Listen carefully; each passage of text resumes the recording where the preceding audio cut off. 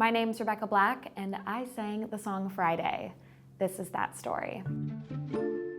It all started in 2010. I just finished up the 7th grade, so I was a whopping 13 years old. I grew up being a huge musical theater kid. I was that girl that was obsessed with Glee and tried to sing the songs in my room. I auditioned for everything that I could. It was my home. It was where I felt safe throughout moving schools and, I don't know, trying to figure out what I wanted to do. Going back into 8th grade, I had noticed that a girl in my grade I was friends with had done this like music video sort of a thing. She shot it at the school. It was a little cute song and she had friends in it. So I was like, oh, that's a cool opportunity to like try something new, get experience and see what I liked. So I asked this girl like, hey, how did you do that? She had mentioned that it was through this little company. It was this thing that like produced these songs for kids like my age, teenagers. So I brought it up to my mom one day, like on a whim, fully expecting her to say no. My mom's a single mom, so it's not like this stuff is just pouring out of the sky. But to my surprise, she said yeah. We emailed the company, met up with them. That was my first time ever even seeing what any of that looked like. They basically said, we can write you a song, put you in a music video. If you get 100,000 views, you can start making money from it.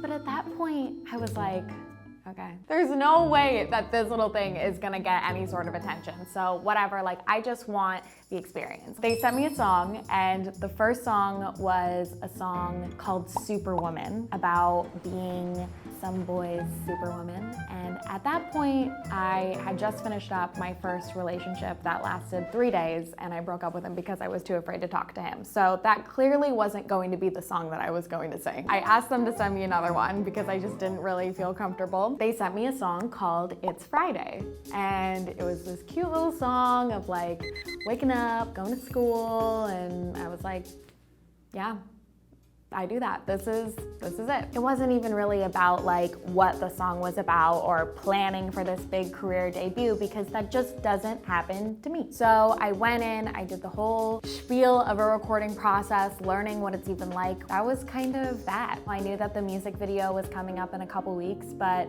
I didn't even hear the song until I got on set for the music video. I had no idea what really to expect. It felt honestly kind of like we were all going over to my dad's house to do a project. Things were just kind of happening around me and it wasn't really like this big glamorous ordeal or anything like that. I had gone to Forever 21 to pick out my outfit the day before. I had invited a few of my friends. I thought that would be a lot more fun than hiring anyone to like come hang out. I remember doing that performance shot that's like on top of this little grass patch, not knowing what to do with my arms. So I think if you watch the video, like I'm just standing and dancing like this for the whole time, which, God. It was a fun day, but also just kind of like, okay, this is what we're doing. A month went by and honestly, I had no idea where it was. I was just kind of like thinking about it every once in a while, like, I wonder when I'll see it. February 10th of 2011 came. I got a little notification from the company's website that the video was live. I was really weirdly nervous. I think I watched it alone for my first time. What I really remember doing was after maybe seeing it one time, going to my dad and being like, Dad, it's out, and watching it together, and my dad and I just being like, cute. I told my friends that were in the video at school. For a while, like that was it. I would get like 1 or 2 people at school that would be like, hey, it's Friday. I wouldn't really check it that much online.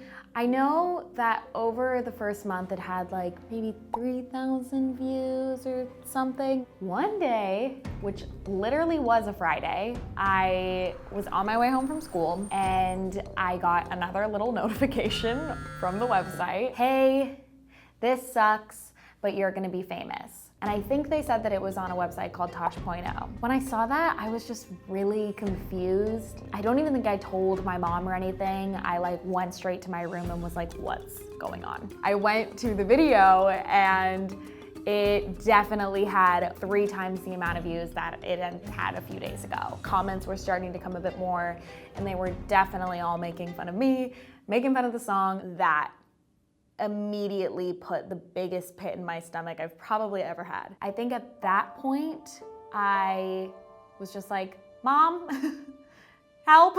She brought me into her room and I think I just started crying. I mean, it's not that I was protecting this thing as my like prized, most beautiful, creative thing I've ever made in my life, but it was me. And that was my face, and that was my name people were making fun of. My mom got on the phone with the people that put the video up, and they asked me if I wanted to take it down. We could put it away. This never happened. It's just a blip and move on. One thing that I just could not shake within myself was like, no, I don't want to put this down. That's so much more embarrassing. I think there was also this like fire in myself. I'm not gonna let these people win that easy. Whoa, whoa, whoa, whoa, whoa, whoa, whoa, whoa. I've been through this enough. You wanna fight? Let's go. Let's do this. A few days go by and it's now at over 1 million views. That weekend, my family and I were just kind of watching it build more and more rapidly. My name was trending worldwide. I remember I was walking down the street on Twitter and I was like, oh my God, Nick Jonas just sang my song at his show? What? I remember my first day back at school was probably one of the weirdest days of my life when like recess came about.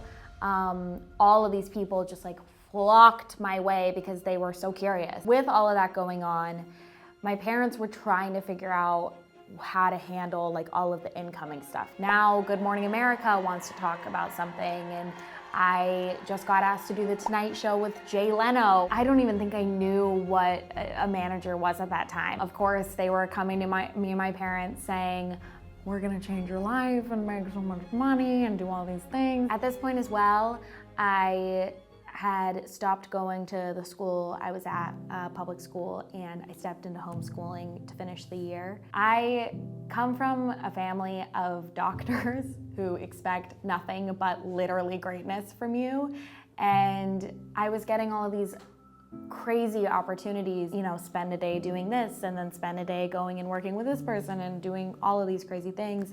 My grades were horrible. On top of that, yeah, kids were mean.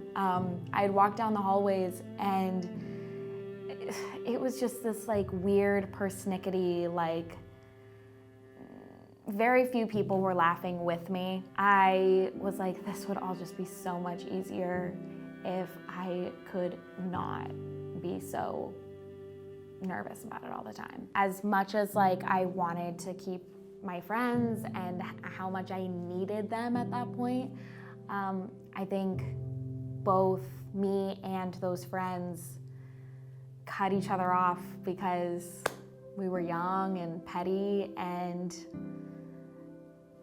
yeah, I don't know if there's one person to blame, but I think I isolated myself like while also being isolated. The craziest thing about while all of this was going on and all this like weird attention was coming, I got to do some of the coolest things that I've ever done. I got to work with Katy Perry, who at that point was like my idol. Not only just work with her, but like have her have my back. I got to go to award shows and red carpets and do the whole thing. I won a Teen Choice Award hosting YouTube Rewind and being the #1 Googled thing that year, which is insane. So 2011 definitely ended up being the weirdest year of my life. It was one of the best and obviously one of the worst. And so life went on. It was kind of like, what happens now? 2012 was one of the darkest years for me. I was 15 and I had no friends and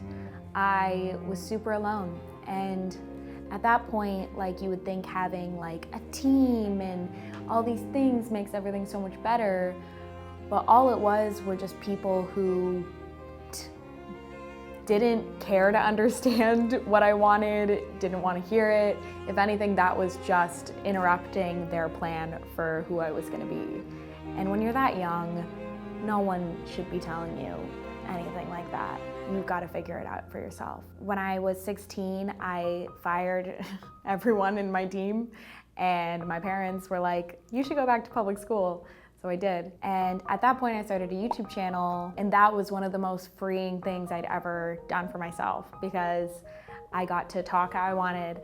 I was editing all my own stuff. I was making so many friends that loved what I loved too, and also covering things and just, I don't know, I let myself fly. The first thing that I really released on my own was a few years ago in 2016, and that was horrifying leading up to it to have to put out, because I was like, God, this is something I actually like. It is real, it is genuine, it's came from me, written for me. So now my days look like me constantly writing music and coming up with what is gonna happen next. I put out a song called Anyway this last year that I love so much and has been really fun to do, and I'm just about to put out another song called Do You. I know when I look back, when I'm, hopefully old and have had a whole life, that I can be like, yeah, okay, I did that for myself. I'm about to go on tour this summer, opening up. It's my first real full-fledged music tour. I guess I'll see you around the internet, or maybe see you on tour. Bye.